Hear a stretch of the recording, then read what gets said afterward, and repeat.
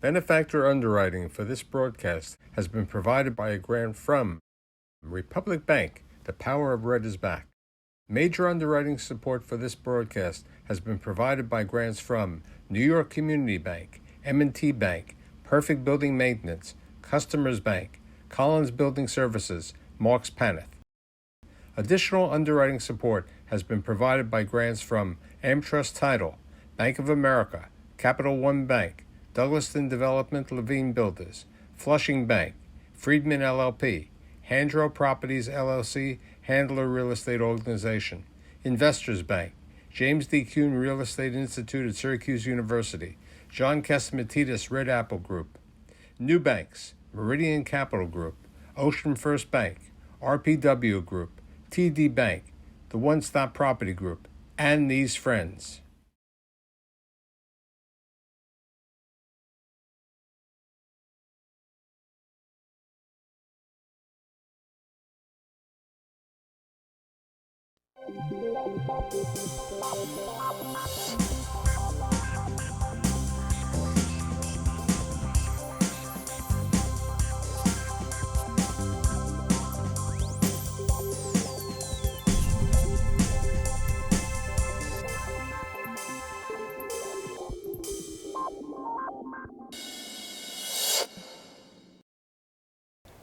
Why do people want to own property in New York City? Why? What is this desire that people from all around the world want to own a piece of the apple? I don't know the answer, so today, with the partial assistance of my friend Joey, okay, we've assembled a group of business leaders to talk about why they like New York, where they see the opportunities in the future. My guests today include Jesse Terry, who is the Chief Investment Officer at HUBB NYC. As I alluded, Joey over here, who is the co-founder of the New York Multifamily Group at Marcus & Millichap. Joel Marcus, who is the senior partner, the tax guru, the man who people go to all the time from Marcus & Pollack. So, as we would say, these two guys have been here before, so you are the newest newbie, as we would say. Thank you for having me. It's my pleasure. So talk to me about HUBB and what you've been doing recently and why you're so bullish on New York City. Certainly. We've been really focused for the past year on expanding our residential portfolio in the city. We have approximately 80 properties, mainly in Manhattan. We certainly rode out the COVID low. I think although our lease occupancy didn't probably go below 85%, our physical occupancy of our portfolio really decreased during COVID. And we then watched the recovery. We watched people come back, and when we saw our buildings fill up again, we knew it was time to go to participate in the COVID recovery. And since then, we've been buying several $100 million of residential product, a lot from developers that want to get out as soon as they could during COVID, and we've just purchased a lot of different types of residential product throughout the city. So I have a question. Why do these developers want to get out? You're selling these properties. You're one of the most active investment sales brokers around, you and your group. Why are the guys who built the properties, let's say in Harlem or Williamsburg or Greenpoint or other neighborhoods, or even in Manhattan, selling them immediately? Sure. So a lot of these developers are merchant builders, and they're looking for their equity, as they promised to them, looking for a quick return on their capital. So when they're just builders in a way. They're not developers. They're not there to stay in the long term. Correct. So a lot of these developers that didn't build condos who are selling right away are building rentals with the idea of either parking their cash there for a long time or selling and getting out and doing an exchange into other types of assets, or continue building and buying pieces of land to continue doing what they're good at. Right? Jesse happens to be good at buying buildings and has a longer term view of New York right now. And I think the buyers that are coming into New York, the way they're getting more aggressive is having that long term approach. Now, so you were saying before the show that you've seen some foreign investors coming back to New York. So in the last, I remember a number of years ago they were here and then they left. So, during COVID, a year and a half ago, we didn't see any new real capital coming into the market. And now I've done deals in the last 2 weeks with a German group, Brazilian group, groups from Canada that are coming in. There's also a lot of capital coming in from a lot of profit taking from other asset classes and other assets around the country. So we're seeing a lot of new capital coming in. It's not all the same buyers that have been buying historically in New York. It's a lot of new groups that are competing with the HUBBs of the world and the other big property owners. And we're seeing that because New York is back on. The city feels lively. You walk around the city today and you feel really good about it. You didn't feel good about it a year and a half ago when people were running away. I was in my office making the calls, talking to clients, and making sure everyone stayed in their seats because New York was going to come back, and it came back stronger than ever, in my opinion, especially where we're seeing rents go today. And that's, I think, a hot topic in the market.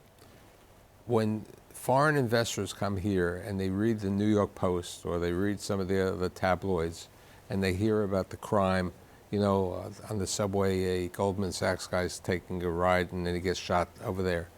What effect has that had on foreign investors?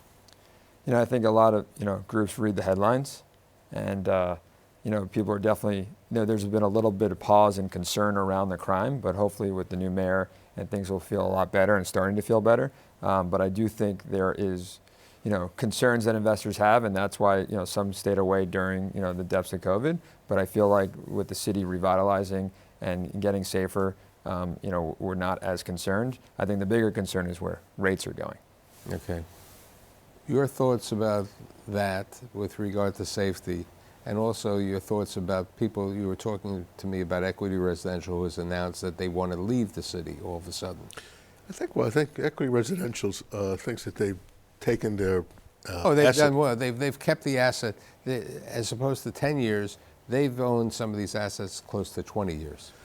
I think that their thinking is that they may have reached a high level, and it's time to exit and get a good profit, which they are going to get.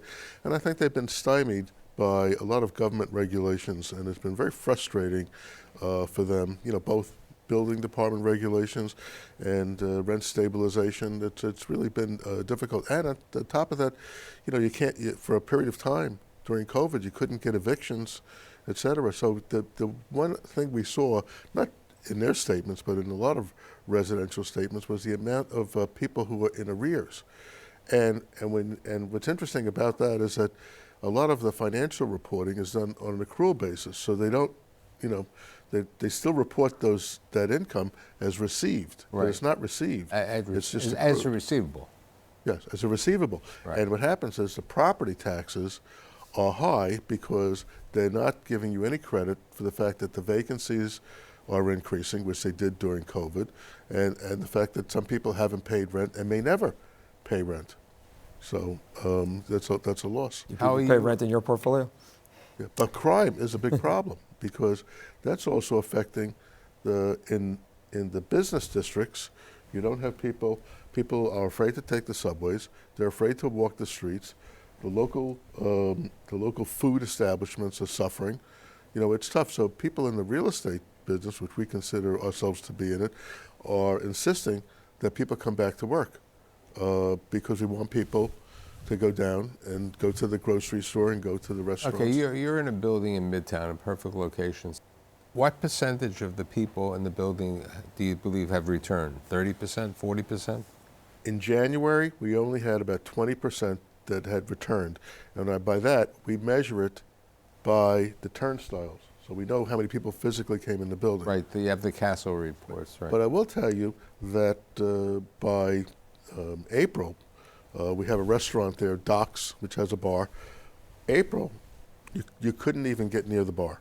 I mean, I think there's been a recovery, and people have just basically hit the wall, and no masks. They're there, and I think that's a very good sign. But there are some people that are still in the cave, and they're never going to come out. Right, But it's nice to see people in Midtown now.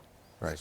Jesse, you have a large retail portfolio. Let's talk about that. Yeah. You know, Well, in the residential neighborhoods where residential demand is the primary driver for the retail, those neighborhoods are stable. You know, the retail rents are pretty close to where they once were pre-COVID. There's going to be a little bit more fallout because the eviction moratorium ended so recently. So I think there's probably some loose teeth in the vacancy rate in those neighborhoods that'll cause some fluctuation in rents. But the areas that have been most hit are the areas that survived on office workers. You know, Manhattan's population doubles during the course of the day. That doubling effect occurs where we have office buildings, dense office buildings like Midtown or the financial district. So those areas for retail are still suffering because they're expecting, you know, twice as many customers, and so they can't do nearly the same number of sales. In terms of the Castle report and things like that, it's a difficult statistic because we're on a hybrid work schedule, and that's probably going to be in place for a long time. So it's tough to get the same card swipe information, but I think the good data on our office worker is actually the stats on the commuter railroads like MTA and LIRR. Those are at 60% of pre-COVID levels still during the weekday. They're much higher in the weekends, which bounces the statistics, but we still don't have, you know, the primary driver for that retail customer, which is, you know, our commuters coming in. We've been too Manhattan-centric in this conversation right now. What about the boroughs? Okay, you know, have you ever bought any properties in the Bronx? We do not have any properties in the Bronx. We sell a lot in the Bronx, and we saw the Bronx do pretty well. Not so much on the collection side during COVID, but on the occupancy. Brooklyn is where we thought held up the best, and rents, you know, really stayed strong in Brooklyn, and you know, markets like Williamsburg and Park Slope have really continued to flourish and continue. You know, we see a big spike in rents in those, you know, more those markets right now. No. We saw in industrial, in particular, a tremendous interest in Amazon building the warehouses and other people coming in there for the last mile. And so those commercial projects have been booming. You know, Red Hook, Columbia Street. Right, you know, so there have been, you know, a number of properties like in Long Island City, small supermarkets have been converted to last mile distribution for Amazon or other companies. So you're seeing that situation over there. But there's been a lot of interest in you know, residential, which you people are involved in, and we have a unique way of looking at it, because people looking at properties, the first thing they do is they ask us, what do you think the property taxes are going to be? So we see people are looking all over Brooklyn, all over Queens, and they're picking, you know, the good prospects, and they're investing in it. And these neighborhoods are beginning to thrive. I mean, Flushing is booming. And there's a strong demand from the buyer side in Brooklyn in certain markets, and we've probably been the most active there in most recent months in terms of selling these smaller properties with lower taxes, right, the tax class protected buildings, which have been very attractive to investors because you're capped out in terms of how much they could raise taxes on you. And there's been an acceleration of gentrification in a number of neighborhoods in Queens and in Brooklyn. And that's like, you know, basically a lot of the new people coming in, they need them. I do want to say there are 5 boroughs to the city. I know, but why do you always have to bring up Staten Island? I mean, there are a limited number of properties in Staten Island. The good part is the people never leave, okay? So the tendency is strong. They stay there. They remain in the community. They want to be there. That was exceptionally important during COVID because the neighborhoods, even within these boroughs, performed very differently. Like Astoria was pretty stable through COVID, and then Long Island City, which has a more transitory renter, went down significantly. So let's say Astoria went down like rents of 7-8%. Long Island City went down like 30% in rents, and you can see that in Brooklyn, like Park Slope versus downtown Brooklyn, which got crushed during COVID in terms of rents. So all these neighborhoods actually perform differently within the boroughs based on the stability. Because of the high density in Long Island City, Yeah. and, you know, Brooklyn Heights versus, you know, Astoria, where we're selling 3 buildings right now that we're hitting record-setting prices, even with rates rising. But Astoria, you know, that's a community that's always been resistant, okay? It's always done well. People, it's a neighborhood community that people want to be there. And many people are there, first generation, second generation, even the third generation over there. When you buy a building how do you make your determination of where it is, what you want, the future? And since you've been holding these properties for all these years, you haven't been selling them, what are the attributes? During the COVID recovery, you look at the various characteristics of the location, the vibrancy of the neighborhood, because a lot of people went to or flooded to areas that were very vibrant. The characteristics of the building, very important in terms of the amenities that are in demand today, and we're looking at maintaining a diverse unit mix. Make sure that we serve not only studios and 1 bedrooms, but 2 and 3 bedrooms, because all these characteristics have performed very differently and in different waves during the COVID recovery. In the beginning, the 1-bedroom doorman building in New York City took off. Unbelievable recovery. But now, walk-ups are outperforming elevator buildings. So it's just a changing dynamic that we study and try and put that in context of different neighborhoods. Are you seeing that? I'm seeing it full force, where the walk-ups really suffered because the doorman buildings were taking all the renters from the walk-ups, and everyone was upgrading in quality in terms of finding the best deal during COVID. And now there's been a huge recovery. The downtown markets, the West Village, where 1 bedrooms were $6,000 in a building I sold on Christopher Street are now $8,500. We're selling a building at 67 Livingston Street where they just rented the penthouse, the highest rent for an apartment in Brooklyn, $40,000 a month.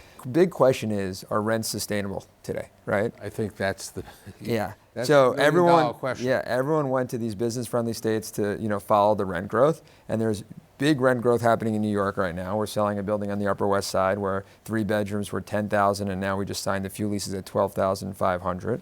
So it can continue, and I think it does. The interesting thing that you bring up, the rents are over there because these are free market apartments, okay? If you don't have free market apartments, what happens then, okay?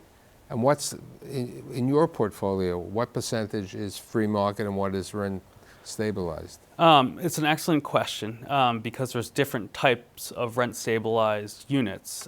We are probably at 40% rent stabilized in our portfolio, but some of that is market rate just from having a tax benefit versus having the traditional rent stabilized, which is a building built before 1975. Right.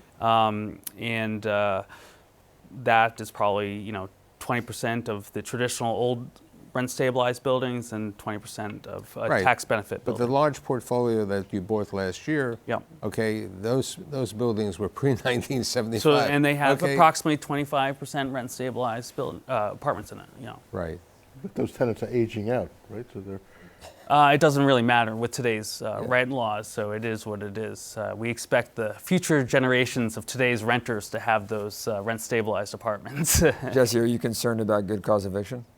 It is certainly a large concern, and we're concerned about a lot of political risk. I mean, it could be as simple as tax policy going forward. What happens to New York City in 2022 when they don't have all the trading revenue that they had from the banks last year, and now they have to make up for the shortfalls of today's budget with taxes. It's just, there's a lot of political risk in the system. There's no doubt about and that. a lot of federal funding is going to stop, Yep, which propped up the city. Right. certainly. What's your thoughts about the far west side? Hudson Yards? Well, personally, I believe that area in Manhattan suffered more than most places. The physical occupancy there and the leased occupancy declined a lot. But I do believe that'll rebound. It'll rebound as a mixed use, live, work, play neighborhood. And Do you believe that your company would be interested in buying, let's say, there are certain buildings there which are like 15 years old. Yep. So they may have, 5 years left on their 421As Yes. over there. Would you be interested in going to that neighborhood as opposed to, I know you've gone to Harlem and you've gone. Oh, absolutely. We have a lot in Hell's Kitchen, for instance, which benefits 9th Avenue, for instance, that corridor where we have a lot of properties, and that benefits from Hudson Yards. We haven't seen the full effect of Hudson Yards, and I honestly can't wait till we see it. A lot of office tenants signed big leases, big name companies signed leases in Hudson Yards. When those people work there, they're probably going to want to live near there. Have you thought, especially since your diverse portfolio, of the assisted living or the senior housing? No, I mean, we're pretty focused. That would be a little bit outside of our expertise. And I know that you've been involved with the dormitory business over there going back years. Let's talk about the dormitory business and then the joke that, New York City is a dormitory for many, colleges, okay? Yeah. Today, that market is doing very strong. There's been a couple student housing trades that have sold at lowest yields that we've seen as of recently. There's a larger property on the Upper West Side near Columbia that traded at a 3.5 cap a couple of months back. And I think that market is strong nationally as well in terms of the students are back and continue to, those properties continue to do strong. We're selling a portfolio of 9 buildings in the East Village that are all tax class protected. That's trading around $1,300 a foot, and the rents on these walk-ups are $120 a foot. And that's really that student housing because it's that shared living. Yeah, those 10 or fewer apartments buildings. So for my audience, explain this. I mean, it's a very That interesting Class point. 2B, which is fewer than 11 apartments in a building, can't have their taxes increase more than 6%, I'm sorry, 8%. 8%. 8% a year, or 30% over any 5-year period. And if you look at the way real estate values are going up, it's a tremendous bargain. And by the way, they calculate that 8 and 30% back to 1981. So many of these properties are taxed with a market value that's half of what they're really worth. If they were taxed at a normal level, they might not be as profitable, but this provides an element of safety when you go into ownership because you can factor in it's only going to be 8% a year. now, do you think there's any risk to that tax class protected structure? They're always talking about tax reform, but I think that that's the third rail of politics because you have to realize that the bedrock of voters are in Brooklyn, Queens, Staten Island, and even in the Bronx, and they will tar and feather any politician that gets rid of that protected class. So, I don't think it's going to change. Okay. And of that large portfolio you bought last year, many of them would be in that tax-protected class. We have a lot of tax class protected properties. I mean, in the Village, it's really a big part of the investing. In Brooklyn, it's, Brownstone Brooklyn has a ton of tax class protected buildings. And you're seeing a lot of institutional capital come into that market in the last, year and a half. Well, that's new. Which is very new. very- Yeah. It used to be the mom and pops owned those and they were Correct. doing very well. And now the institutions realized what a break it was. Big time, and you're seeing them try to get scale, which is not easy to do on these smaller buildings. HUBB has done a good job in terms of assembling a portfolio of these properties, and you're seeing a lot of these properties now come to market on the resale because it's so attractive to an investor because that is a fixed expense that you can really monitor. Where tax class 2 buildings, you don't know where the taxes are going necessarily, and it's harder to project. And they're that going to be income. more in demand once we get a turnaround in retail, because they're usually anchored by a retail. Right now, retail is half of what it was in terms of rents. But if it turns around, then all of a sudden you get a big pickup in market value, but you have a cap on taxes. I would like to caution your audience, if they're listening to this, that this is a very challenging investment strategy. We know it very well because we have a lot of these properties, but the operations associated with these small properties is extremely difficult. When you look at things like insurance costs, they are much heavier per square foot versus a larger building. The increase in minimum wage to actually maintain these buildings, take out the trash, shovel the snow, has gone up a lot. So the margins on these smaller deals have shrunk a lot. But if you have a portfolio of 30 of them, Still, economies of I scale. still need Yeah. to have a guy that's getting paid probably more than minimum wage go out and shovel the snow and go through each of the hallways to clean up.